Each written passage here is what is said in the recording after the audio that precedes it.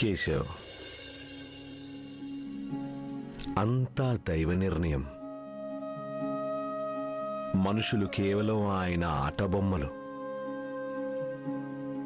ఒకవేళ భగవంతుడి అభీష్టం ఉంటే నువ్వు వాళ్ళకి తప్పక సహాయం చేయగలవు. కానీ నువ్వు చేయలేకపోతున్నావు అంటే దీని అర్థం భగవంతుడి మనసులో ఇంకేదో ఉంది. ఆయన ఖచ్చితంగా ఆ అంశాన్ని చూడగలడు,